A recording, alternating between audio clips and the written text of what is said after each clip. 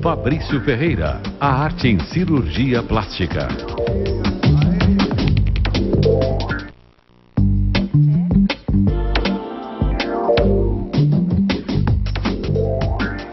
Quarta-feira e hoje é dia de Falando de Cirurgia Plástica com o Dr. Fabrício Ferreira. Vamos lá?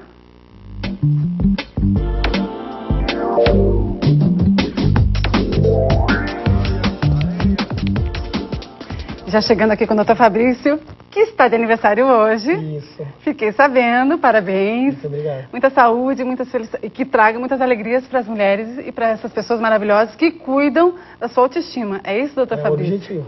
Que legal. O nosso assunto de hoje, preenchimento facial, é isso? Isso. Quem pode fazer um preenchimento facial?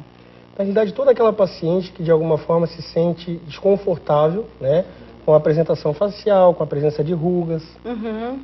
Agora, não, tem alguma idade base assim? Não. Na realidade, o limite da realização do preenchimento é mais a apresentação da paciente, o resultado que ela busca, né, e as limitações do próprio produto. Porque a gente observa algumas situações que fica um pouco não tão natural, é isso? Por que isso acontece? Na realidade, assim, quando não há um plano desenvolvido para o perfil da paciente e quando o profissional que está realizando não é um profissional habilitado, tem experiência nesse tipo de terapêutica. Tá, porque tem a questão assim, por exemplo, no caso, o profissional ele chega assim, olha, pelo teu perfil, acho que não seria adequado preenchimento em determinada região. Você tem liberdade de falar isso? A gente precisa ter essa liberdade, até porque a gente trabalha com expectativa, né, do paciente. Certo, perfeito. A partir do momento que você trabalha com essa expectativa, você precisa colocar o paciente a par do que ele vai fazer e o que você vai poder promover para ele, o que você vai oferecer para esse paciente de resultado. Perfeito. Temos alguns slides para ilustrar? A gente pode já colocar no ar que a gente vai explicando direitinho a respeito do preenchimento facial. Isso, na realidade, eu procurei exemplificar que essa paciente é uma paciente que a indicação dela é uma cirurgia mais agressiva, uma ritidoplastia. Tá. Para essa paciente, só o preenchimento não é suficiente. É porque tem a questão de deixar a pele firme também, a retirada de pele, tem isso? Só o preenchimento não resolveria. Quando a gente faz uma abordagem da face, a gente tem que lembrar que essa face ela muda do ponto de vista de volume, por perda de volume com envelhecimento, e a gente vai ter também com relação ao descenso dessas estruturas da face, a queda dessa estrutura. Até a gente recebeu uma perguntinha agora por telefone, não quis identificar, mas coloca a situação de espinhas, uma pessoa que tem espinhas, a pele um pouco mais, que precisa trabalhar dermatologicamente, pode fazer preenchimento? Olha, na realidade não haveria uma contraindicação absoluta para essa paciente. Certo. O que eu oriento sempre às pacientes é que primeiro a gente trate a acne e depois, mediante a abordagem desse quadro, a gente realizaria daí... Por etapas, né? Isso. Por etapas. O próximo slide, a gente pode rodar? Daí a gente comenta. Opa. Então, a base do tratamento, né, no preenchimento dérmico, né, no preenchimento facial, é a utilização de seringas, onde a gente introduz o material nas rugas. Nas rugas.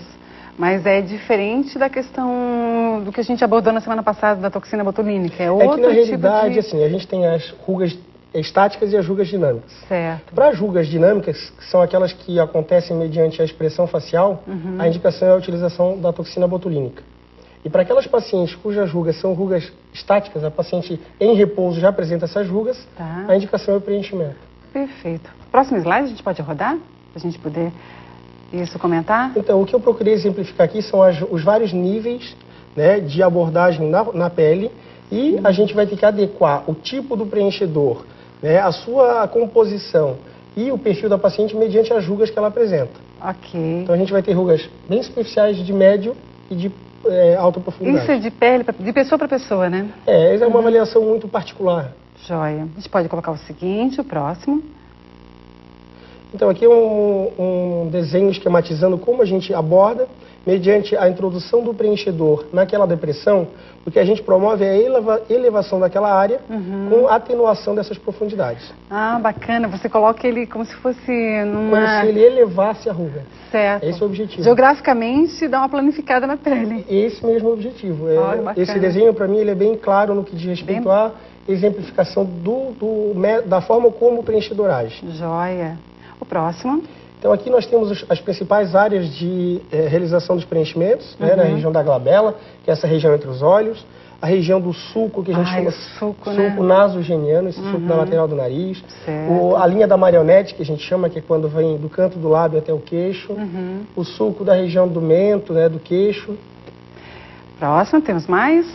Então aqui é um desenho esquemático demonstrando um pré e um pós de uma paciente que foi submetida... Mas ficou tão natural, né? Esse é o objetivo do tratamento, que ele resolva, mas que seja natural. E a autoestima também bem tranquila e lá em cima, né? Isso, lá em cima. Isso é o que a gente espera para cada paciente. Que bacana. E essa questão de refazer realmente, assim, tem que ter um prazo de recuperação ou não? É muito imediato? Essas formas de terapêutica, elas se adequam mais ao que eu falei na semana passada, para os pacientes que têm uma vida ativa, que são pacientes que trabalham, que têm compromisso. Então, em mais ou menos uma semana, a paciente já está livre dos edemas, né, dos inchaços, da roxidão.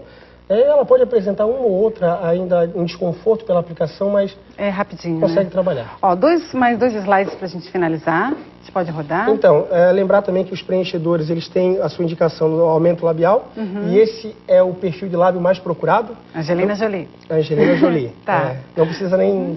Sim, aí nesse caso boca responde já tudo. responde tudo. Próximo, para a gente finalizar. E um desenho esquemático mostrando que a procura pelo aumento labial na utilização desses preenchedores, ela tem sido muito intensa. Nossa, é a moda também, né? É a moda. É a moda. Doutor Fabrício, novamente meus parabéns, tá? Muito obrigado. Contamos com o senhor na próxima semana. Qual é o nosso assunto? Nós vamos falar de peelings. Peelings. A utilização de substâncias para descamação da pele. E dá pra gente fazer nessa época de mudança de estação, primavera, agora chegando? Na realidade, assim, é o período que a gente orienta como sendo o período máximo para a realização desses procedimentos. Perfeito. Dá para fazer no verão? Dá, mas a paciente tem que ter um cuidado muito mais intenso do que se ela fizer no inverno. Perfeito. Obrigada pela sua participação. De nada. Tá joia? Vou levantando aqui, vou subindo, né? Continuamos com o nosso assunto de hoje. A gente está conversando sobre o quê? Sobre